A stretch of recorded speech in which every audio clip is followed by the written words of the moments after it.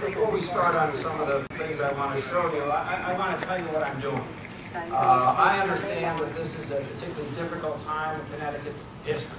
Having to deal with a $3.5 billion total expenditures out of the general fund, $3.2 billion deficit is not going to be easy no matter what we do.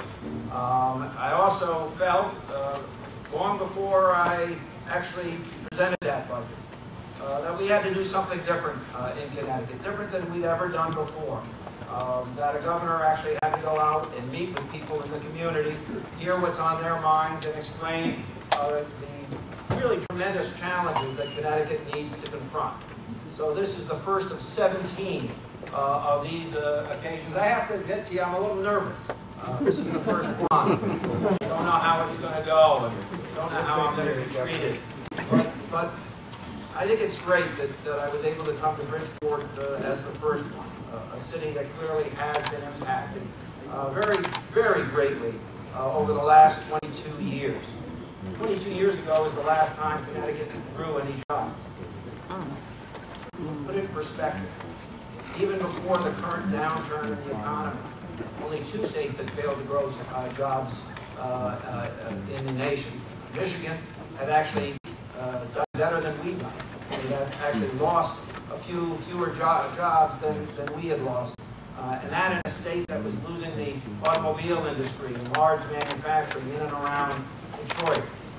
What we've got to do, and what what created the framework for this budget, is we've got to turn Connecticut into a job-producing state again. Yep. And that's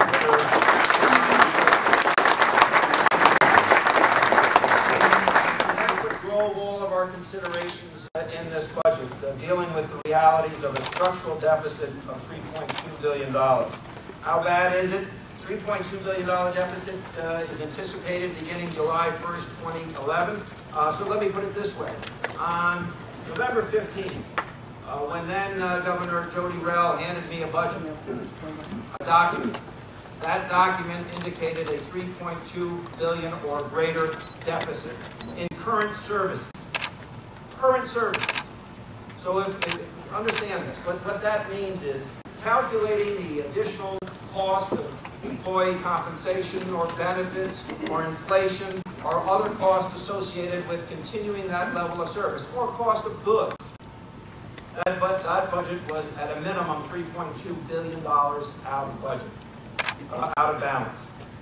And put it in perspective, that's about $892 in deficit for every man, woman, and child in the state of Connecticut. Connecticut already has $70 billion in long-term obligations, repaying borrowed money, that's bonded indebtedness, most of that going for physical infrastructure. Unfortunately, now, a portion of that money also represents borrowing over the last several years to cover operating expenses. Why do I point that out? Because there was a time that we could have dealt with this problem before it was as big as it is. 2 years ago, a year ago, even beginning 3 years ago. But rather than do that, a decision was made to borrow large sums of money to cover operating expenses. Something that no municipality in the state of Connecticut could possibly do, because municipalities are required to balance on an operating basis from current revenues their budgets every single year. That total indebtedness, now approximately $70 billion, represents $19,650 for every woman, man, and child in the state of Connecticut. Why is a deficit a bad thing, you might ask? Well, the state constitution requires that we balance our budget. Deficits prevent the creation of growth of jobs.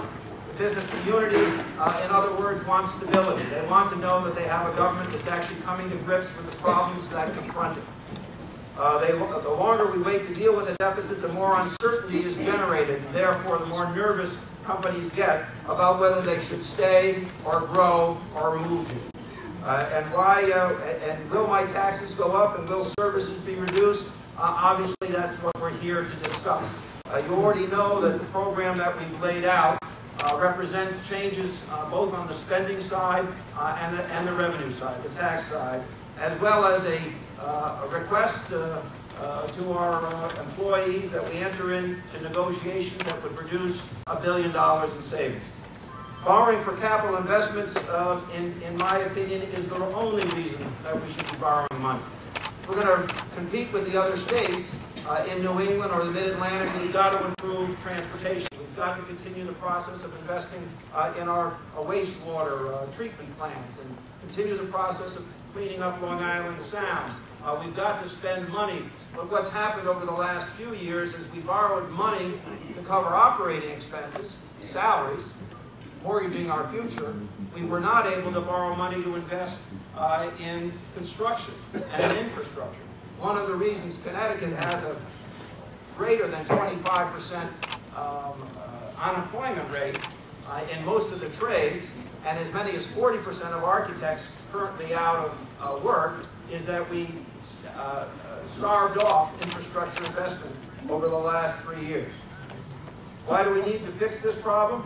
Well, let's put it this way. Connecticut's unemployment on a statewide basis is 9%. And this is one of the largest drivers of our total expenditures. Why, you ask? Not welfare, it's Medicaid. As more and more people have been unemployed for longer and longer periods of time, they now qualify for Medicaid benefits. And that's driving this cost. What's the option to that? No health care. People showing up only at the emergency room. Not able to maintain a relationship with a treating physician. Or people making choices about whether they take their drug to treat their kidney ailment or other ailments they have. 9% is something that we've got to get away from as quickly as we can. And some of the investments represented in this budget document, I believe, will help us do that. Bridgeport's unemployment rate is even higher at 13.5%. That's one of the reasons that I felt compelled to include in this budget a tax credit. That tax credit for families earning up to a little over $40,000, a family of 4 could pay as much as $1,700, round number. Money to go back into the economy of Bridgeport and other communities, hopefully helping to create jobs in those communities. During the past recession, or the current recession, I would call it in Connecticut, but the federal folks call it the past recession, Connecticut lost 103,000 jobs from its peak in March of 2008. We have included some other things in the budget, one of which is First Five, which is a program, we can skip that one, which is a program on economic development growth, which actually invests money with companies that are willing to bring more than 200 jobs to the state. Why is that important, and why do I tell you about that? In the days since we gave the speech, the budget address, last Wednesday, we have received upwards of 10 companies reaching out to us from various parts of Connecticut and outside of the state who want to move or enlarge their operations in the state and use the First Five concept as a way to do that. I hope that those companies and that job growth will be spread around the state. Next, how did we craft this budget? What did I do in the last 6 weeks to formulate this budget? First of all, we reduced fiscal year 2012 spending to a level below 2011. Now, let me explain that to you. We did that by cutting $758 million in spending reductions, actual reductions from the budget that the governor gave me on November 15th. We look to obviously reduce spending further with respect to agreements, hopefully to be reached with our employee base, for a total of approximately $1.8 billion. We reduced block grants to higher education. We are converting to a self-insured medical program from a equity, or from a plan that we were in essence paying a company to take risk, which quite frankly we have a pool big enough to spread that risk ourselves. We shouldn't be paying someone else for that. That step alone will save upwards of $80 million per year when fully implemented, $120 million over the course of this particular budget. We did cut $83.3 million in uncompensated care to hospitals. But what we did was to figure out a way to access more federal dollars. So actually, more dollars will be going to the hospitals themselves, and more federal dollars specifically will be flowing to make up for that additional cut. We proposed, as I said, $1 billion in savings from our employee base. Hopefully will be reached in agreements in the not too distant future. The new look of state government, 15% reduction in the governor's office. I've said that before, said it in my speech. If I was going to ask other people to make sacrifices, we had to make sacrifices ourselves. One of the things that you'll notice in the budget, if you peruse it, if you look at it, there is a 30% reduction in the number of agencies that are funded under this budget, from 81 to 57. Let me say something. That is just a start. That is just a start. We need to do more of that. We need to make government substantially more efficient in the years to come. But in the 6 weeks we had to formulate a budget proposal, we were able to make that much progress and look forward to additional savings coming as a result of that. And specifically, let me talk about higher education. You have a community college here in Bridgeport. We are linking the community college system with our charter oak online institution, along with our 4 regional universities. This new organization, I think, will be substantially more efficient and will allow for easier transference from one institution to another, or for students to get through a 2-year degree or 4-year degree in the required or the recommended 2- and 4-year periods of time. The other major area of economic development is economic development, I should state.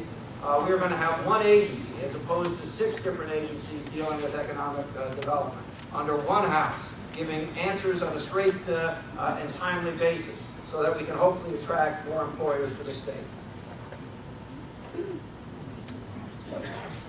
New revenue. Let's just go to new revenue if we can, because I want to make sure I leave time for questions. This budget does call for shared sacrifice, something that I spoke about during the campaign from the day I was elected. Started repeating it more and more, and certainly in the run-up to the budget. What does shared sacrifice means? It means that we were looking for a way to make sure that no one group was asked to pay too much to the point where they would be overly burdened.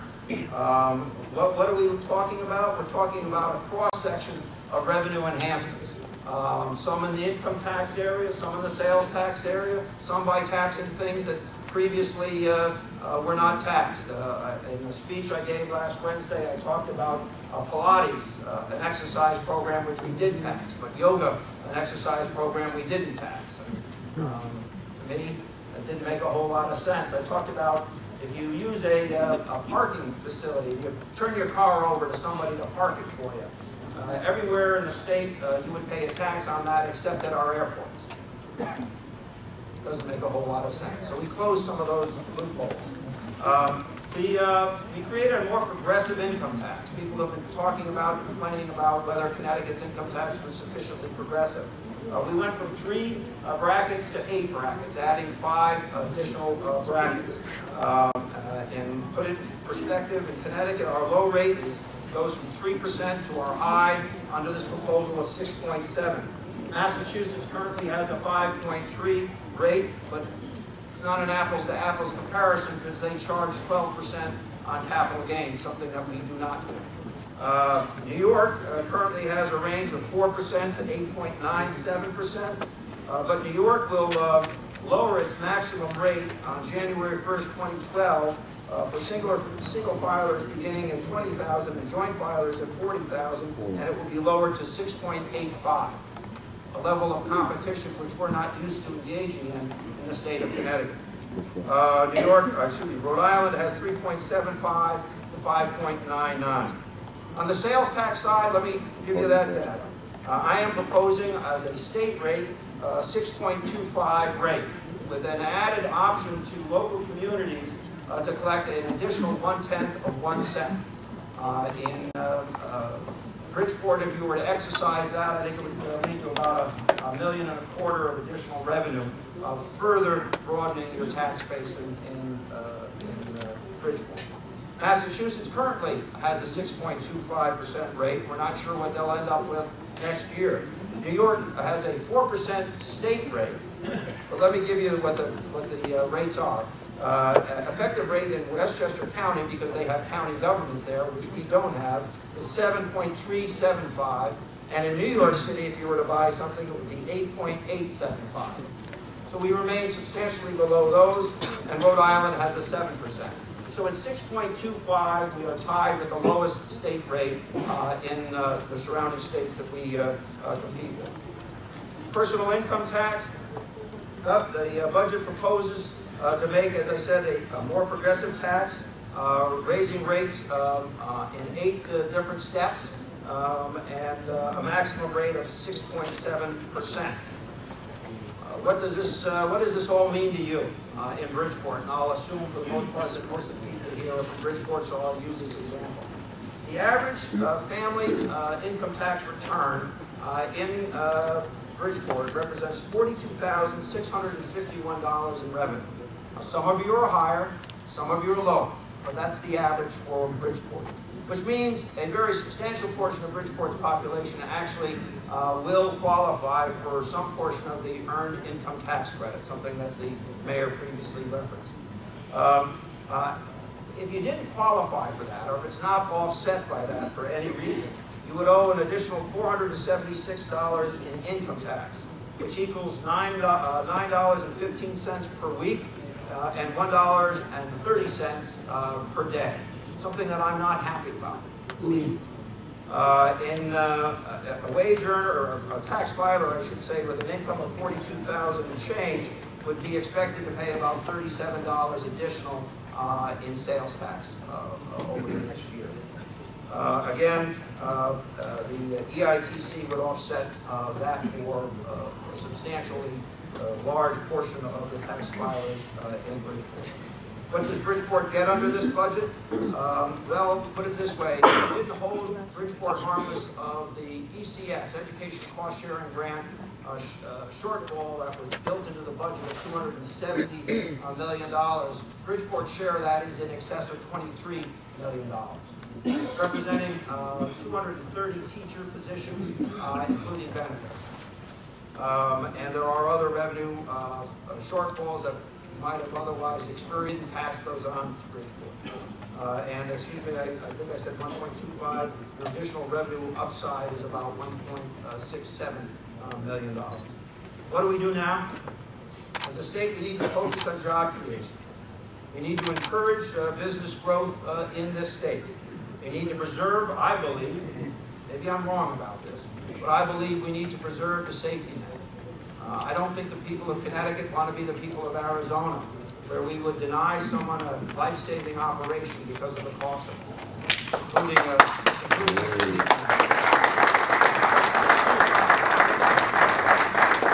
we need to protect local services and quality of life. Maybe I'm more sensitive to this than other people who might have been elected governor. I was a mayor for 14 years. And I watched over the same time that the state built itself into these structural deficits, this passing on that burden to local communities. It's one of the reasons that we're more reliant on property taxes than any other state in the nation, and getting more reliant, at least until this budget, every single day. And then finally, we need to invest in our state. I want to go back to this. We have to stop borrowing money to cover operating expenses so that we can have an infrastructure that allows us to compete with the states that we're competing with: New York, New Jersey, Massachusetts, and Rhode Island. All 4 of those states are direct competition, are investing substantially more in their infrastructure as a percentage of the budget than we are. It's time for that to change if we want to start winning some of these competitions. With that, I'd be happy to turn it over to the mayor and take some questions. Thank you.